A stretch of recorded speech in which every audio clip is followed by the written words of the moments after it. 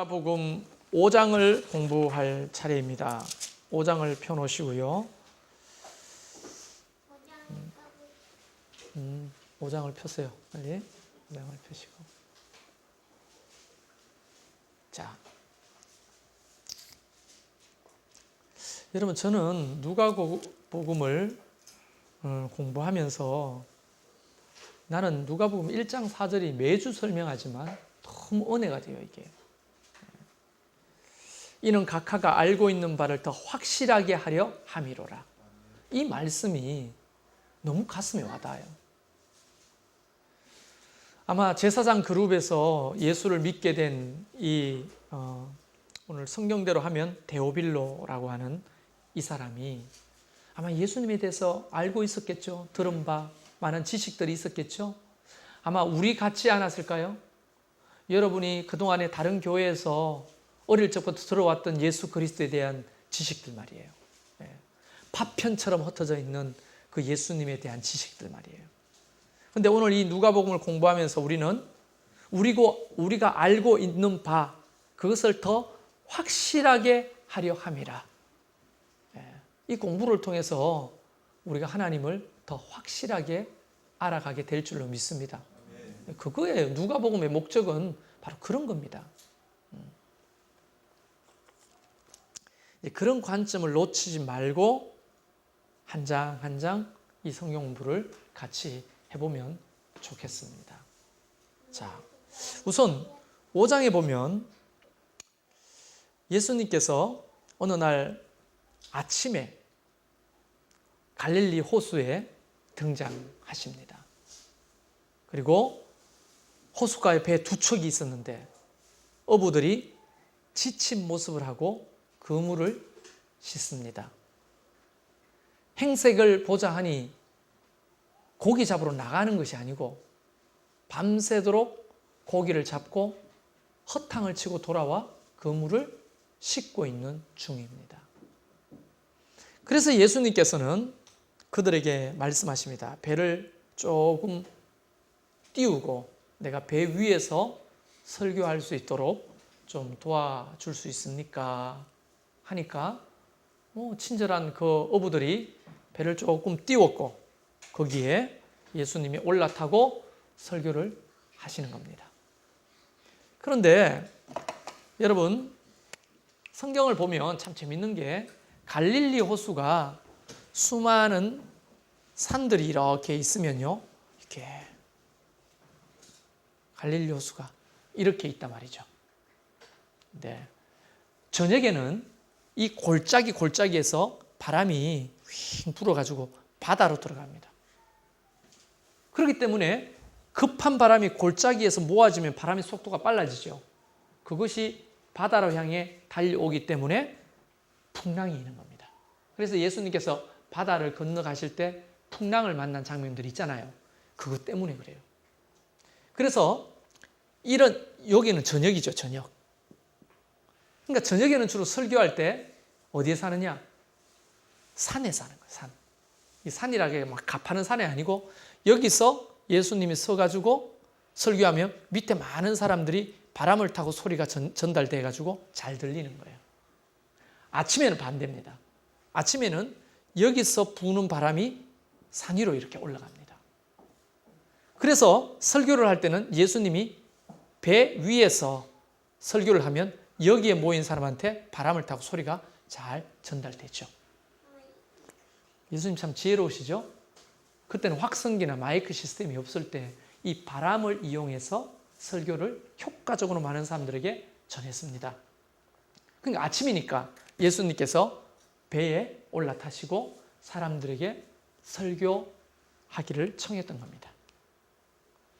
그런데 이때 성경을 읽어보면 배에 올라가시자마자 설교를 쫙 하십니다. 그래서 5절에 보면, 4절에 보면 말씀을 마치시고 시몬에게 이르시되 깊은 데로 가서 그물을 내려 고기를 잡으라. 이렇게 말씀을 합니다. 밤새도록 지금 고기를 잡았는데 한 마리도 못 잡고 허탕을 친 겁니다. 여러분 혹시 이렇게 하면 될까요? 오늘 여러분 힘들게 수요 예배 오셨죠? 올까 말까 하다가 오신 분들도 계실 겁니다. 네, 왔습니다. 1시간 이상 찬양하고 말씀 듣고 가는데 나가는데 갑자기 제가 집사님들, 성도님들 우리 한 2시간만 더 기도하고 가시면 어때요? 이렇게 말하면 여러분 부담스럽지 않겠습니까? 덜 부담스러워 좋아요? 그러면 새벽 기도라고 한번 생각해 봅시다.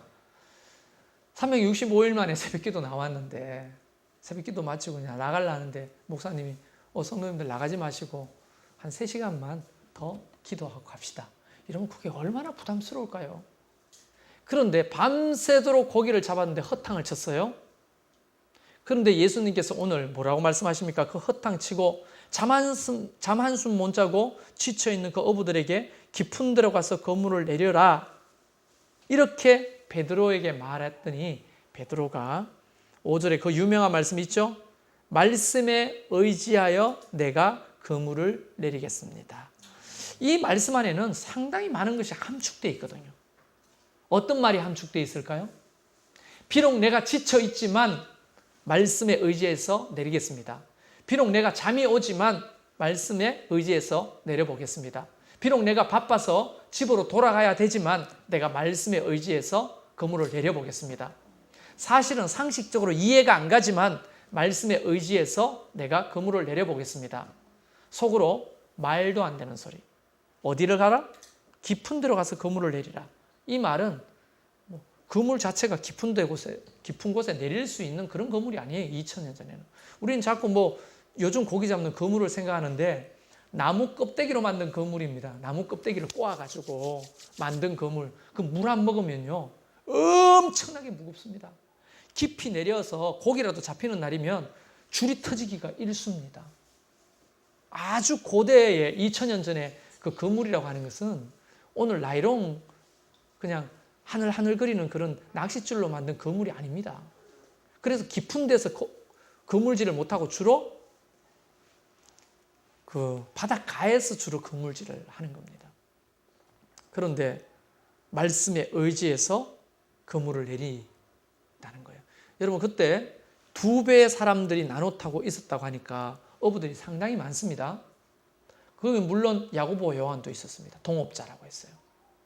그런데 자, 우리 이분의 말씀에 의지해서 저 깊은 데로 가서 그물을 내려보자. 형님, 미쳤죠?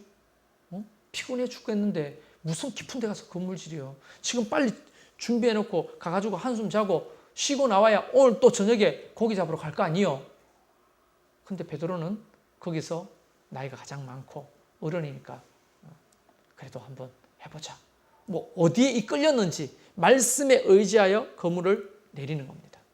근데 그 따라갔던 야고보 요한은 여러분 안 봐도 비디오 아닙니까?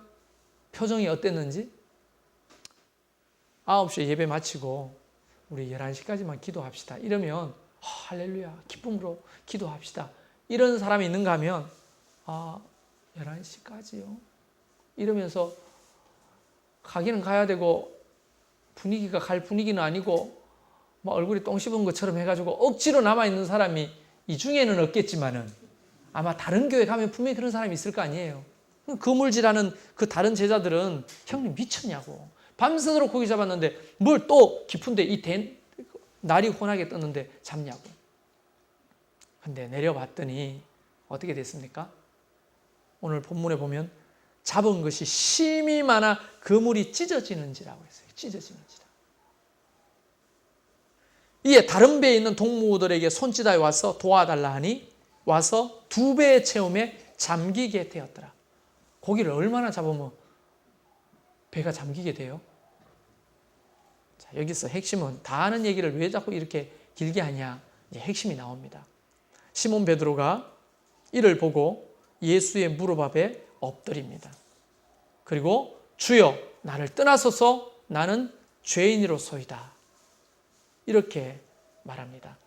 이 상황을 한번 영화로 봤다고 생각하면 어떻습니까? 굉장히 멋진 드라마틱한 예수님의 부르심 아닙니까? 별로 감흥이 없으시네요. 뒤에 나오는데 정반대의 부르심이 있습니다. 예수님이 지나가시다가 마태가 있는데 나를 쫓아라 하니까 쫓았어요. 얼마나 재미없어요. 내 따라올래? 하니까 갑자기 이러고 따라간 거예요. 여기에 비하면 이 부르심은 얼마나 멋진 부르심입니까? 얼마나 멋진 간정입니까? 안 그래요? 아마 베드로가 지금 있으면 이거 전국 방방곡곡으로 간정 집회하고 다녀도 될 만한 내용 아닙니까? 어때요? 졸지 마시고 잘 들어보세요. 그렇죠? 그렇게 멋진 부르심이었다고요. 근데 베드로의 반응도 너무 멋집니다. 그 2배에 차는 물고기, 야, 이거 돈이 얼마냐, 이거 횡재했다, 땡 잡았다, 며칠 쉬어도 되겠다, 이렇게 하지 않고 그는 무작정 주님 앞에 무릎을 꿇습니다. 그리고 나는 죄인이니 나를 떠나라고 말합니다. 멋진 반응 아닙니까? 멋진 부르심에 감동적인 순종. 그리고 예수님이 거기에 한 번 더 멋진 대사를 치죠. 너는 이제 고기 낚는 어부가 아니라 사람을 낚는 어부가 될 것이다. 여러분, 이 대사가 2000년 기독교 역사 속에 가장 멋진 대사 중에 하나입니다. 사람을 낚는 어부가 되게 하리라. 그러니까 멋진 부르심에 너무나 감동적인 순종. 그래서 베드로의 어떤 부르심과 예수님과의 만남, 순종은 정말 한편의 드라마 같은 거예요. 그러면 이 이야기가 드라마로 끝났다면 이제 드라마를 본 사람이 상상할 거 아니에요. 뒤에는 이제 이야기를 몰라요. 만약에 모르면 이 드라마가 끝났어요. 이러고 예수님과 함께 모든 것을 다 버려두고, 여러분 성경에 보면 모든 것을 버려두고 예수를 따랐다고 했어요. 형님 어디 가세요? 말도 안 듣고 돌아보고 다 버리고 따라가는 거예요. 진짜 멋진 거 아닙니까? 그러면 여기서 The End 하고 끝났어요, 영화가. The End 이제 The End 끝났어요. 자, 그러면 우리는 상상합니다. 베드로는 어떤 삶을 살았을까요? 그 드라마틱한 멋진 부르심과 그 멋진 순종을 통해서 예수님과 딱 만났으니까 이거 속편이 나올 것 같아. 2부 영화 2부가 나올 것 같아. 2부는 어떤 겁니까? 정말 예수님과 더불어 멋진 사역을 왕성하게 해야 될 거 아닙니까? 근데 우리가 알지요. 베드로의 3년의 삶은 동상이몽. 속편의 제목은 동상이몽이었습니다. 예수님이 그렇게 멋지게 부르고 정말 멋지게 모든 것을 버려두고 주님을 따랐으나 마음에서부터 스물스물 올라오는 야망이 있었으니 그 야망은 순수한 부르심에 주님 나는 죄인입니다. 내게서 떠나십시오. 그렇게 말을 하고 예수님은 베드로에게 너는 이제 고기 낚는 어부가 아니라 사람 낚는 어부가 될 것이다. 이렇게까지 알아듣도록 이야기했는데 그는 사람 낚는 어부에 대해서는 관심이 없었고 예수님을 따라다니면서 그의 기적을 보게 됩니다. 죽은 자가 살아나는 것. 오병이 기적을 봅니다. 중풍병자가 일어납니다. 소경이 눈을 뜹니다. 안진뱅이가 일어납니다. 그러면서 점점 더 이거 뭐야 이거? 나 그냥 좀 배도 아깝고 그물도 아까웠지만 이거 내 땡 잡은 거 아니야 이거? 이런 분이 왕이 되신다면 가만히 있어봐. 나는 배운 것도 없고 가문도 없고 백도 없는데 이거 잘못하면 나 우의정 되겠는데 이거? 이런 꿈이 스물스물 올라왔던 겁니다. 근데 함께 따랐던 12명의 제자들이 서로 말은 안 해도 다 그런 야망을 가지고 주님을 따르기 시작했던 거죠. 여러분 보세요. 감동적인 멋지고 감동적인 부르심과 너무나 은혜롭고 감동적인 순종이 있어도 그걸 믿을 수가 없습니다. 여러분 그러니까 간정 많다고 옛날에 무슨 간정이 있다고 그거 자랑할 게 못 되는 거예요. 여러분 저도 간정이라면 나만큼 많은 간정 있는 사람 나 잘 못 봤어요. 어제 잠깐 우리 모여서 이야기했는데 놀랍죠? 그거는요 빙산의 일각이에요. 너무나 놀라운 간증이 많은데 그거 어쨌다고? 과거에 우리 집 황금송아지 키운 거나 마찬가지지. 봤어요 여러분? 베드로가 이 멋진 부르심과 감동적인 순종에도 불구하고 그는 3년 동안 주님을 따라다니면서 속에 정말 이단 사설과 같은 꿈을 가지고 있었다고요. 그래서 사실은 현재가 중요합니다. 현재 내가 어떤 마음과 신앙을 가지고 주님을 쫓고 있는가가 중요한 거죠. 과거에 어떤 부르심과 어떤 간증이 있는지는 그거 내 개인의 신앙에는 도움이 될지 몰라도 그게 그닥 우리를 보증하는 내용은 아닌 겁니다. 여러분, 뭐 여의도 순복음교회 조영기 목사님이 옛날 간증이 뭐 그분보다 간증 많은 사람이 누가 있어요? 내가 조영기 목사님이 간증한다면 나는 그냥 입 닫을 거예요. 정말 죽은 자가 일어나고 안전뱅이가 일어나고 소경이 눈을 뜨고 귀신이 떠나가고 병자가 고침받고 암덩어리가 떨어져 나가고 이런 일이 한두 번 있었습니까? 그럼 뭐 어쩌라고요? 지금 뭐 횡령, 배임죄로 어쩌라고요? 그게 뭘 자랑하는 겁니까? 전병훈 목사님 300명 모이는 교회 와가지고 2만 명 만든 사람 아닙니까? 그분의 책은 나왔다면 베스트셀러 아닙니까? 어쩌자고요?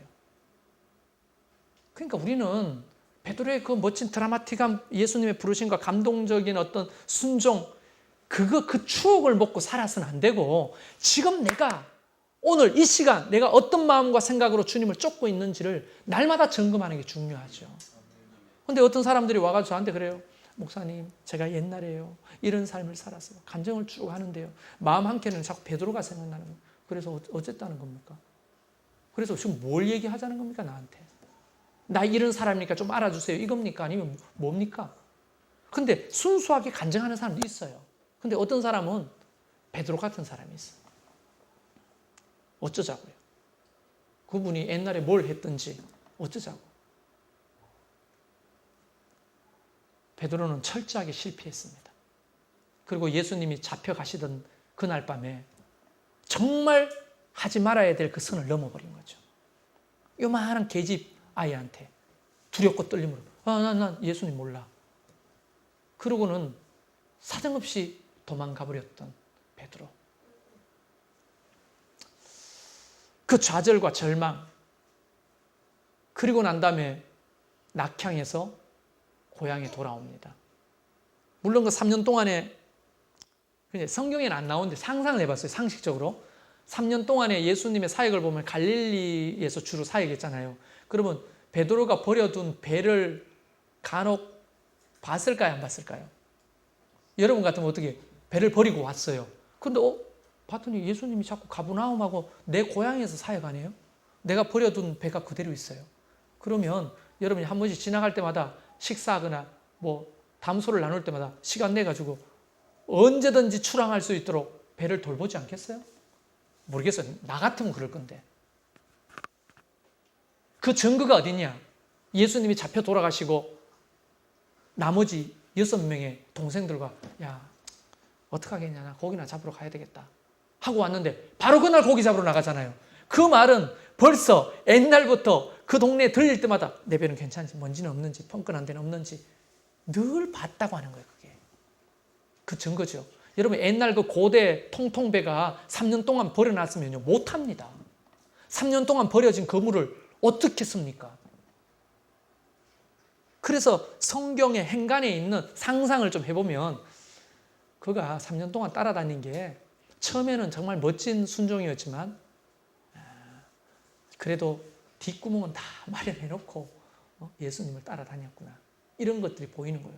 그리고 예수님이 죽으시고 난 다음에 호로록 갈릴리로 내려와가지고 밤새도록 고기를 잡는데 고기가 한 마리도 안 잡혔죠.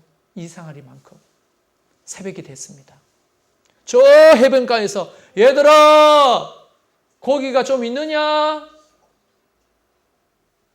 요한이 저 예수님 목소리 아닙니까? 하니까 베드로가 위통을 보고 있다가 얼굴이 살색이 됩니다. 하얗게. 죽은 사람이 왜 저기 있지? 그러더니만 위통을 입고 바다에 다이빙해서 들어가는 거 아닙니까? 그 길이가 90m 정도 됩니다. 50간이라고 돼 있으니까. 메다로 하면 90m. 90m를 하고 건너왔네요. 그래서 해변가에 기어 올라왔는데 우리가 생각하는 백사장이라고 생각하면 곤란합니다. 가봤죠? 가봤잖아. 기억이 안 나요? 전부 다 돌이에요, 거기. 기어 올라오는 게 쉬운 게 아닙니다. 그래 기어 올라왔더니 예수님이 모닥불을 피워놓으시고, 그때 상상을 해봤어요. 모닥불을 피워놓으셨다. 모닥불을 보는 순간에 베드로는 뭘 느껴요? 모닥불 앞에서 쬐고 있는데 갑자기 외인 여자가 당신 혹시 저 사람하고 한패 아닙니까? 뭐 그런 소리 아니, 나는 아니야 하고 돌아선 게 3번이나 되잖아요. 모닥불 앞에서. 모닥불 뭐, 야 꺼 이랬을 거예요. 트라우마가 있어. 근데 예수님은 보란 듯이 모닥불을 활활 피워놓고 베드로를 맞이합니다. 그때 베드로는 저는 울었다고 생각합니다. 이게 바닷물인지 수영이가 나왔으니까 바닷물인지 눈물인지 구분은 안 되지만 나는 울었다고 봅니다. 울면서 기어 나왔는데 주님이 고기를 구워서 떡과 함께 조반을 먹이시면서 뭐라고 합니까? 네가 나를 사랑하느냐? 기억나시죠? 요한복음 22장입니다. 네가 나를 사랑하느냐? 3번씩이나 묻죠. 근데 베드로는 고개도 못 뜨고, 아니 주님 아시잖아요. 왜 자꾸 그거 물으세요? 내가 주님을 사랑하는 게 그냥 인간적으로 따랐던 사랑이라는 거 주님이 아시잖아요. 3번씩이나 그렇게 얘기합니다. 그런데도 불구하고 주님이 뭐라고 합니까? 내 양을 먹이라, 내 양을 치라. 이게 세컨드 콜링이에요. 2번째 부르심. 사람은 다 2번째 부르심이 있는 거예요. 첫 번째 부르심으로 온전한 제자가 안 됩니다. 첫 번째 부르심이 있다면 철저한 실패와 좌절과 절망 속에서 아까 우리 노래 불렀죠. 정금과 같이 연단되고 다듬어져서 그 다음에 하나님이 2번째로 찾아오셔서 우리를 부르시는 거예요. 그 두 번째 부르심에 주님이 아주 무서운 말을 하죠. 네가 젊어서는 네 마음대로 다녔지만 이제 네가 늙어서는 네가 원치 않는 곳으로 가게 될 것이다. 그게 순교의 길 아닙니까? 그럼에도 불구하고 베드로는 그 말을 가슴에 새깁니다. 그리고 그분이 성천하셨고 열흘 동안 마가 다락방, 우리 마가복음 배웠죠. 마가 다락방이하고 누구 다락방? 마리아의 다락방이죠. 사실 마가의 어머니 마리아의 다락방에서 간절히 기도하는데 성령이 그에게 임하셨고 그가 갑자기 랄랄랄랄랄랄랄랄랄 방언을 터진 거예요. 이런 방언, 그 사람들은 아람어를 쓰잖아요. 그 외국은 가본 적도 없는 총구석에 정말 어부예요. 근데 갑자기 외국말을 막 하는 거예요. 성령이 충만해가지고. 그때가 6월절 아닙니까?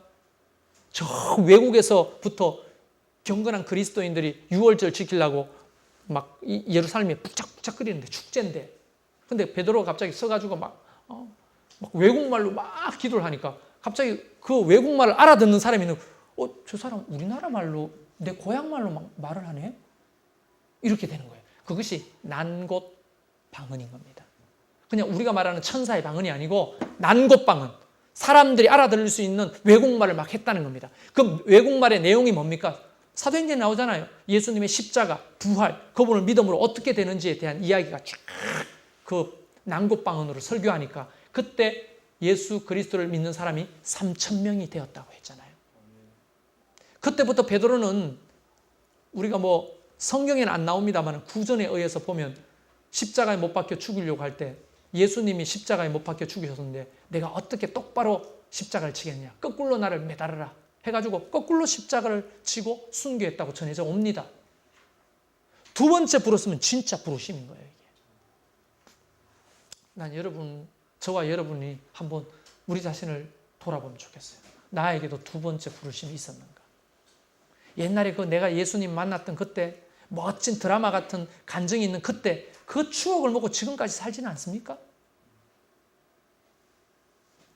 하나님은 오늘 우리를 2번째 부르기를 원하시는 거예요.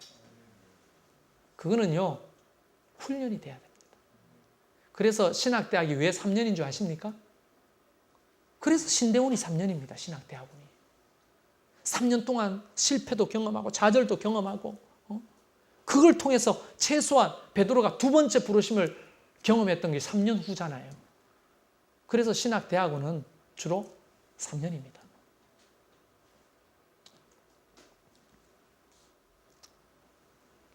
난 저와 여러분에게 2번째 부르심이 있기를 주님의 이름으로 축원합니다. 그거는 실패가 없는 부르심이에요.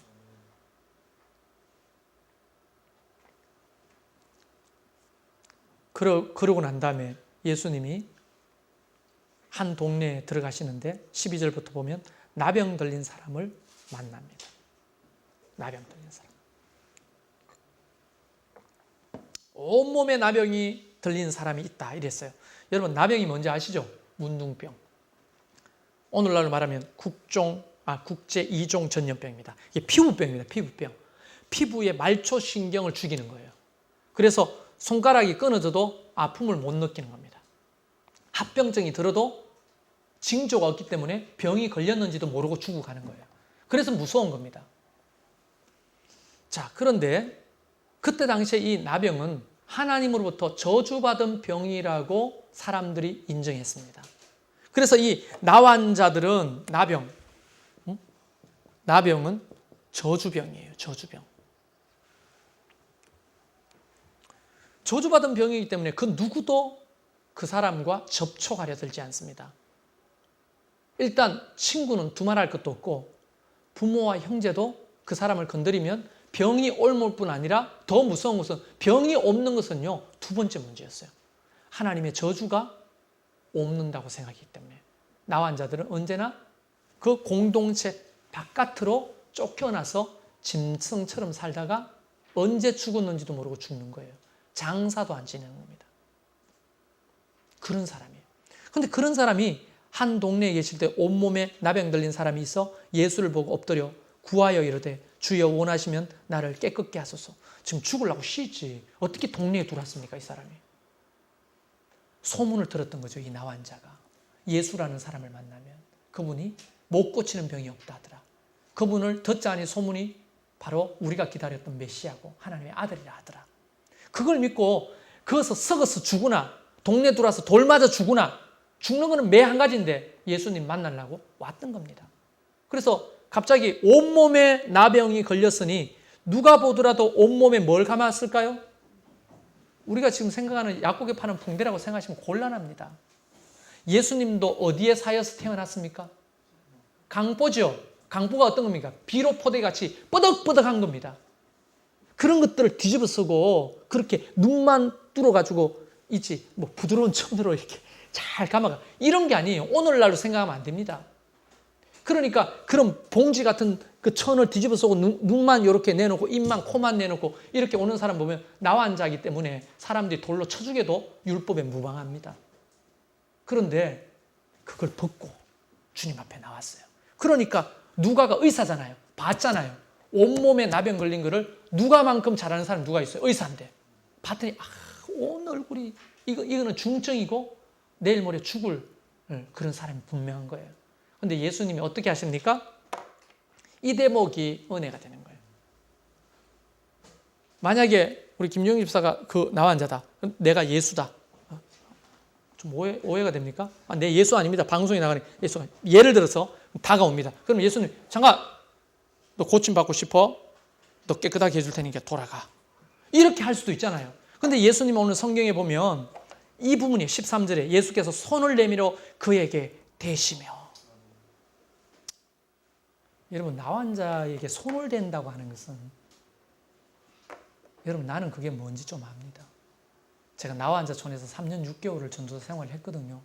거기는 음성 나환자들만 있었지만 보기는요 너무 흉측합니다. 사실 눈이 다 녹아가지고 내려와가지고 뒤집어지고 코가 없고 손가락 마디마디 다 떨어지고 상처가 일단 안 나요.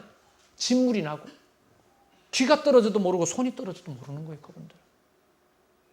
제가 자주 이야기했죠. 처음 부임하던 날 권사님이 우리 이제 최성열 전사님이 부임하셨습니다. 오늘 점심은 비빔국수입니다.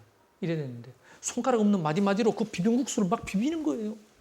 그래가지고 그거를 이렇게 떠가지고 내 밥그릇에다가 주는데 오이까지 그 손으로 해가지고 오이 주는데 네 맛있게 먹겠습니다 했는데 목사님이 기도를 하시는데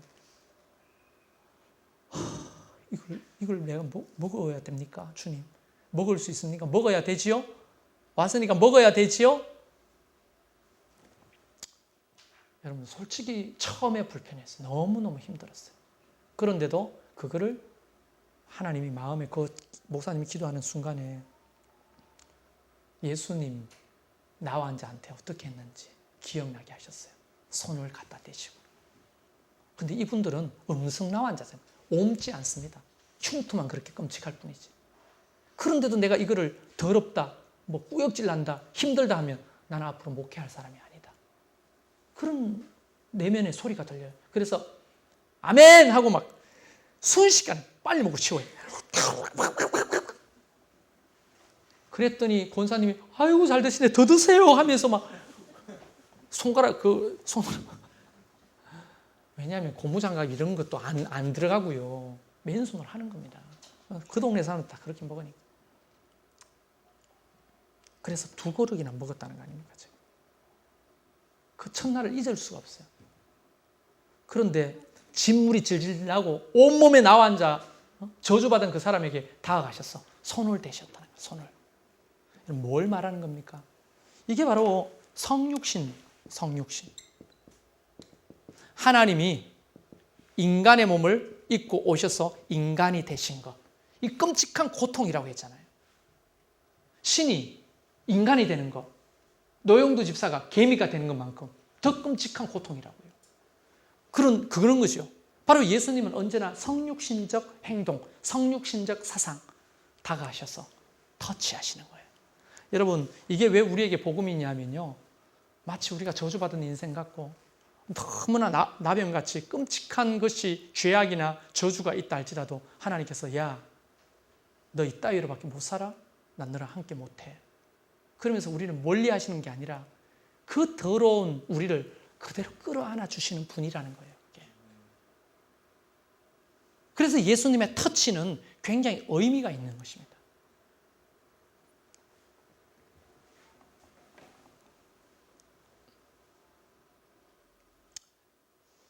저와 여러분에게도 이런 하나님의 터치가 있기를 바랍니다.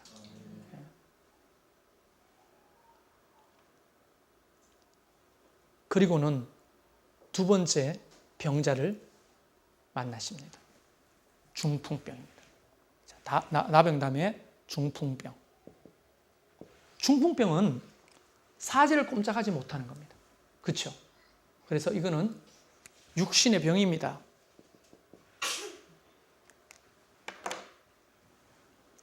사지를 꼼짝하지 못하니까 예수님을 만날 수가 없어요.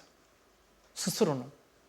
그런데 오늘 보니까 사람들이 침상에 메고 예수께 왔다. 메고 들어가려고 하니까 길이 막혀 있었다 했죠. 사람들이 너무 많아가지고. 그래서 그들이 어떻게 했습니까? 여러분 잘 아는 이야기잖아요. 지붕을 뜯고 침상채로 이 중풍병 환자를 내리잖아요. 근데 이게 중요한 거예요. 이 누가가 이걸 쓸 때는 의미가 있었을 것 같아요. 여기 보면 20절에 보면 예수께서 중풍병자의 믿음을 보시고 라고 말하지 않고 누구? 그들의 믿음을 보셨다는 거예요. 그들의 믿음. 그들이 누굽니까? 예, 친구를 포함한 겁니다. 이 중풍병자도 포함되어 있을 거예요. 4명이 끌고 왔다면 5명을 말하는 거죠. 중풍병자와 함께 지붕을 뜯어서 이 무례한 행동을 했던 그 친구들 말이에요. 그 사람들의 믿음을 보시고 중풍병 환자를 고쳐주셨다는 거 아닙니까? 여러분 신앙생활은요. 누구를 만나느냐가 너무너무 중요한 겁니다.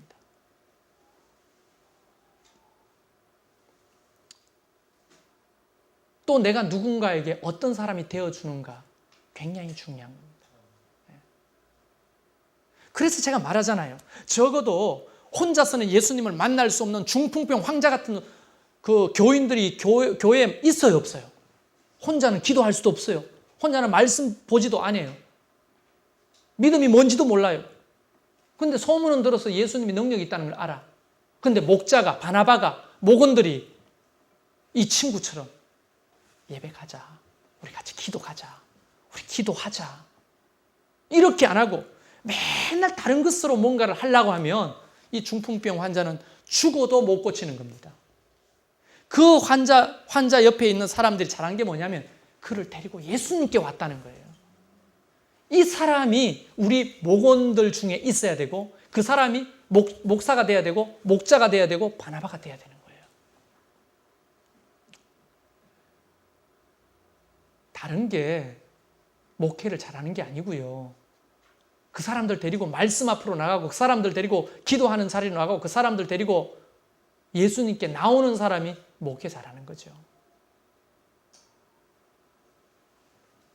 혼자서는 못 온다니까요. 그래서 우리는 예수 그리스도를 믿는 공동체가 필요한 거예요. 함께 우리 예수님께 데리고 나와 지붕까지도 뜯자는 그런 일념으로 함께 신앙생활을 해야 돼요. 이게 없는 친교, 이런 영적인 어떤 헌신이 없는 친교, 이거는 모래 위에 집을 짓는 거라고요. 이게. 못 갑니다, 오래. 보시잖아요, 우리 교회.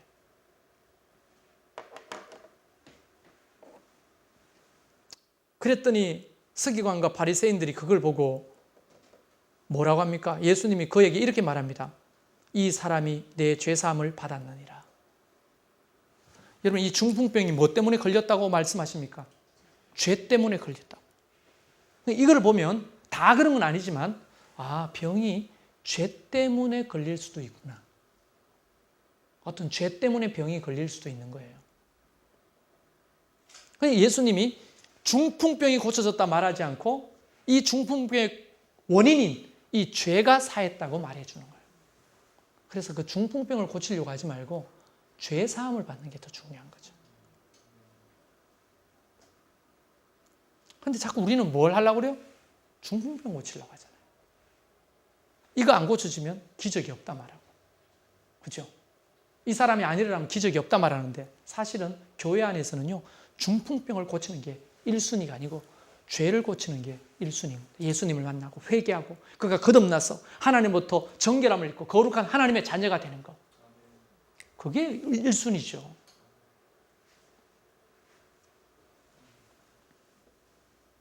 그러니까 뭐 다른 교단 이야기할 게 없지만 기적을 중요시하는 교단이 있잖아요. 이적과 표적을 중요시하는. 그런 교회들이 뭐 기도원에 사람들이 바글바글 모여서 맨날 중풍병 고치려고 하잖아요. 근데 고친 다음에 어떻게 합니까? 거기 바가 되잖아요. 거기에 물질 갖다 붓고 시간 갖다 붓고 하나님이 세우신 교회는 없잖아요. 가정도 없고 거기 바로 살잖아요. 바로. 근데 집구석에 와가지고는 남편하고 싸운다고요. 어디 갔다 왔냐? 집구석에 왜 이만이냐면 다 내가 살라고 그러는 거지. 여러분, 이 죄를 사함받는 것이 주님의 특기지 병을 고치는 게 특기가 아닙니다. 예수님의 특기는 죄 사하시는 거, 취미는 병 고치는 거예요. 근데 우리는 반대로 예수님의 특기가 병 고치는 거, 취미가 죄 사하는 거 이렇게 생각하는데 뒤집어 생각해야 돼요. 그랬더니 서기관과 바리새인들이 어떻게 저런 신성모독을 하냐고. 지가 누군데 죄를 사는데? 오직 하나님만이 죄를 사는데? 마음속으로 그렇게 생각했어요. 근데 예수님이 마음속으로 뭘 생각하시는지 아시는 거예요. 이 대목도 무섭죠. 마음을 통찰하시는 분이잖아요. 불꽃 같은 눈동자로. 그러니까 하나님은 겉을 보시는 게 아니라 마음의 중심을 보는 거예요. 교회도 사람의 행위를 보는 게 아니라 의도를 보는 게 중요해요. 의도. 그래서 어떻게 됐어요? 예수님이 이렇게 말합니다. 한마디로 말하면 야, 네 죄가 사했다 이렇게 말하는 게 쉽겠냐? 사지를 못 쏘는 중풍병자한테 네 자리를 들고 일어나 가라 하는 게 쉽겠냐? 여러분 뭐가 쉬워요? 아니 그냥 우리는 그냥 일반 아주 평범한 사람이에요.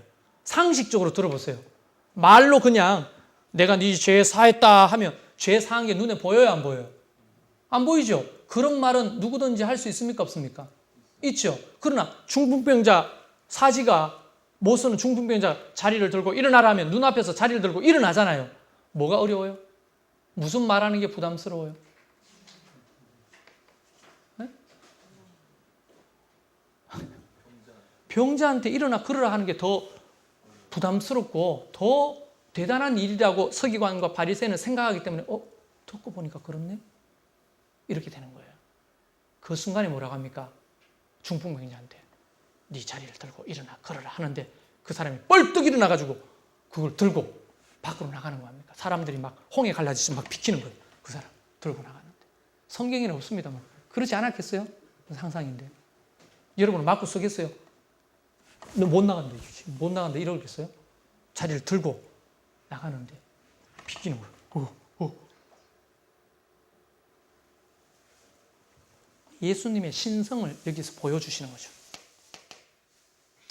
여러분, 나는 여러분 옆에 이런 믿음을 가진 사람들이 있기를 바랍니다.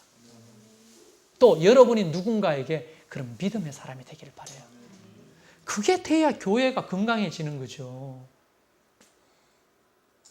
그 다음에 누구를 만나느냐? 레위를 만납니다. 레위가 누구예요? 알만한 사람은 다 압니다. 레위가 누구예요?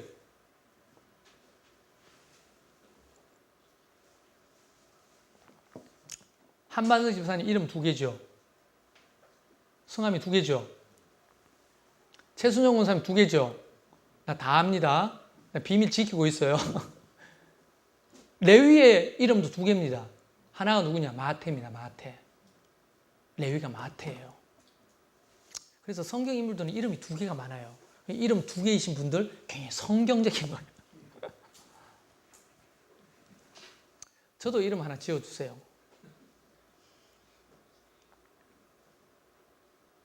옛날에 제 별명이 최용기였습니다. 여러분 믿습니까? 하나님께서 여러분을 사랑하시고 신학교 다닐 때 리틀 조용기.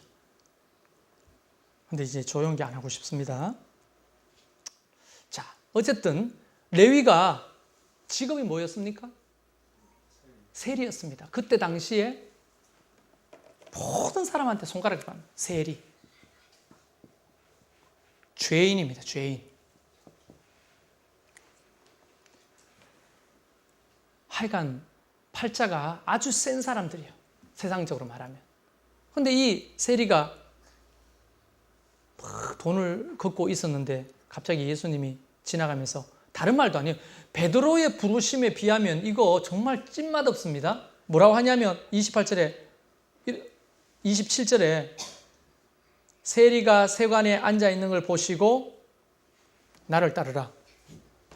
그게 다예요. 거기 서가지고 너 이름이 뭐냐? 언제부터 세리했냐? 네 마음에 근심이 있지? 외롭지? 친구가 없지? 동족들한테 미안하지? 이래 살아서 안 되겠다 싶으지? 내가 해결 방법이 있는데 이야기해 줄까? 예, 당신 누구십니까? 내가 얘기해 줄 테니까 나 한번 따라와봐. 이 정도만 말해도 좀 멋진데 갑자기 지나가다가 씩 보고 나를 따르라. 누가 따르겠어요, 여기서? 에? 누가 따르겠냐고. 근데 그 말씀의 권위를 레위가 느끼는 거 아닙니까? 간혹 이제 기도할 때 사람들 자빠지는 거 있잖아요. 저 옛날에 요 정인 있네. 제윈트 목사님이 강의를 할 때 우리 저 김주영 집사가 19살 때고 제가 그때 30살 때인데 그 같이 훈련 받고 있었어요. 그런데 기도만 하면 자꾸 사람들이 자빠지는 거야. 나는 전도사 시절인데 한 번도 그런 걸 본 적이 없고 그 훈련 받으러 가가 처음 봤어요, 그거를. 그래서 내가 속으로 팔짱 끼고 앉아. 저 무슨 시츄에이션이야? 왜 손만 올리면 자빠지지, 사람이? 이해가 안 되는 거예요. 그래서 나는 기도를 거의 안 받았어요. 기억나는지 몰라. 기도를 안 받았어요. 니도 별로 안 받대? 근데 안 받았어요. 그래서 속으로 나 이런 거 좀 이상하다. 왜 손만 올리면 사람이 자빠지지? 자빠져가 가만히 있는 사람도 있는데 자빠져가 갑자기 막 우는 사람도 있고 막 우는 사람도 있고 대굴대굴 구르는 사람도 있으니까 이거 또라이 집단다 이거 왜 이러지? 나는 한 번도 교회 생활하고 신학교 생활하면서 이런 걸 본 적이 없는데 왜 자빠지지? 이랬어요. 그리고 강의가 지나가다가 제귄트라고 하는 아버지의 마음이라고 하는 것을 강의하는 목사님이 오셨어요. 그분은 대놓고 수건을 여기에 걸칩니다. 여기에. 그리고 사람들을 이렇게 안아주고 손을 이마에 얹어 기도하는 거예요. 그래서 오늘도 마지막 시간에 여러분을 위해서 기도해 드리겠습니다. 이렇게 말을 하는데 오늘은 다 받았으면 좋겠다. 나도 받아야 되잖아요. 그러니까 줄을 쭉 서세요. 써가지고 하는데 앞에 또 아니나 다를까 막 자빠지는 거예요. 그래서 내가 저 왜 저러지? 그래 내가 보여줄게. 그게 쇼라는 걸 내가 보여줄 거야. 이제 이런 마음으로 한 사람씩 줄어드는 거예요. 내 순서가 됐어요. 기도도 안 했는데 앞에 섰는데 자빠졌어요. 정말 그분이 내 머리에 손도 안 냈는데 그 앞에 딱 서자마자 온 다리에 힘이 풀리면서 하나님의 임재를 경험하는 거예요. 그때 자빠졌어요. 자빠졌는데 그 누워있는 상태에서 얼마나 평안한지. 그 왜 연예인들 맞고 주무시는 약 있잖아요. 프라폴리스? 그 뭐죠? 프로포폴. 연예인들 그걸 맞고 한잠 자고 일어나는 거 있잖아요. 마약과기 때문에 그거 범죄거든요. 마치 그거 맞은 것처럼 너무나 편한 거예요. 그 느낌은 그랬어요. 그러면서 내가 얼마나 교만했는데 하나님의 임재 앞에 연약한 인간이 버티고 서 있는 것 자체가 그 희한한 거예요. 그래서 솔직히 저도 저 잠실에 있을 때 그런 사역을 많이 했잖아요. 손만 올리면 막 자빠지는 거죠. 그런 역사를 보게 됩니다. 하나님의 역사가 있을 때 우리는 그 앞에서 연약한 인간은 거부할 수 없는 거예요. 그런 거 아닐까요? 예수님이 마태에게 나를 따르라 라고 하는 그 말 한마디에 인생의 모든 것을 버리고 주님을 쫓을 수밖에 없는 그 강력한 임재와 하나님의 권세, 그걸 경험하고 쫓았던 거예요.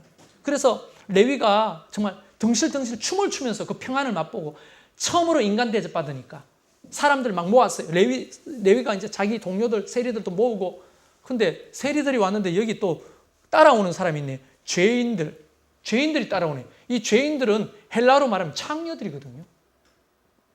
그러면 이제 유추를 해볼 수 있죠. 왜 세리 모이는데 창녀들이 모이죠?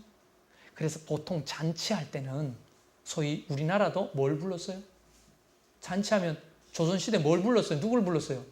기생 불렀잖아요. 기생이 뭐 하는 사람이에요? 물론 고고한 우리 농계 같은 기생도 있습니다만은 대부분 몸 파는 거예요. 그래가지고 대감한테 잘 보여가지고 첩이라도 얻으려고 하는 수많은 꿈을 꾸는 기생들이 얼마나 많았습니까? 창녀죠, 창녀. 그때도 마찬가지입니다. 잔치하면 기생이 따라오는 거예요. 그런데 그거를 서기관들과 바리새인들이 보는 거예요.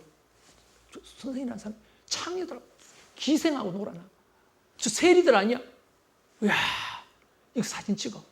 신천지였으면 사진 찍고 동영상 찍고 해가 올려가지고 예수님의 음해하려고 난리도 아니었을 거예요. 그런데 예수님은 이렇게 말합니다. 나는 저들의 친구다. 내가 의원이 건강한 자에게 필요한 게 아니잖아. 병든 자에게 설 때가 있는 것이잖아. 여러분, 이 말을 다른 데는 없는데 여기만 있는 이유가 누가가 의사잖아요. 누가가 깨달았던 거예요. 그때 딱, 그렇구나. 예수님이 이 땅에 오신 것은 죄인을 부르러 오신 거구나. 마치 의사가 병자를 위해 있는 것처럼. 그래서 죄인을 불러 회개시키러 왔노라. 이렇게 말씀하십니다. 그러면서 새 포도주 가죽 부대 이야기를 쭉 하시죠. 물론 이것만 해도 설교할 거리가 너무 많은데 오늘 거두절미하고, 여러분, 새 포도주 성령을 의미하죠. 그리고 복음을 의미하죠. 험 포도주는 율법을 의미하는 거죠. 바리새인들과 서기관들이 목숨처럼 붙들고 있던 율법 말이에요. 그런데 예수님은 복음을 전하러 오셨잖아요. 하나님의 사랑, 그걸 의미하는 거죠. 가죽 부대는요, 터진 가죽 부대는 율법주의, 거기에 빠져가지고 사람을 판단하는 그런 사람들. 그러나 새 가죽 부대는 모든 사람을 공평하게 보고 사랑하고 쥐 고저가 없이 모두가 하나님의 자녀로 봐주는 그런 사고방식과 사상. 이게 새 부대가 아니겠어요? 물론 여기서 이단 사설들과 또 거짓 선지자들은 제외입니다만, 그러나 모든 죄인들과 모든 저주받은 사람들이라도 하나님 앞에서는 다 친구가 되는 거예요. 왜? 주님은 그분들을 위해 오셨으니까. 자, 여기까지 하고요. 정리를 할게요. 잘 보세요. 이걸 지금 누가 읽고 있습니까? 데오빌로 제사장이 읽고 있잖아요. 이 사람 제사장한테 와가지고 나음은 모세 율법에 말한 대로 제사장한테 보이거든요. 그죠? 그러면서 제사장이 이제 거룩하다, 거룩하다, 정결하다, 정결하다 선포를 해줘요. 그러면 거룩해지는 거예요. 그런데 보통 제사장이 나와 앉아 들어오면 본인이 사명의식을 가지고 고침받았다고 확인하고 갈까요? 밑에 애들 보낼까요? 밑에 애들 보내는 거예요. 근데 예수님은 만지잖아요. 지금 이 편지를 읽고 있는 데오빌로가 누군지를 생각해 보세요. 그리고 중풍병, 가까이 하지도 않은 그런 환자들. 여러분, 그들은요, 정말 높은 자리에 있었기 때문에 이런 환자들은 볼 수도 없어요. 그리고 세리들은 죄인이라고 늘 판단했던 사람들인데요. 창녀들도 마찬가지고. 근데 지금 오늘 루가는 작정하고 예수님이 누구를 만나고 누구를 고쳐줬는지를 이야기하면서 은근히 뭐 하시는지 알겠죠? 그 제사장, 높은 지위에 있으면서 신앙생활 열심히 하고 있다는 그 사람들을 사실상 어떻게 해요? 뉘앙스가 까고 있는 거 아닙니까? 도전하고 있는 거 아닙니까? 이해가 되십니까? 이 5장을 통해서 예수님의 마음을 여러분 좀 알기를 바라요. 우리를 향해서도 그런 사랑을 가지고 오시겠죠.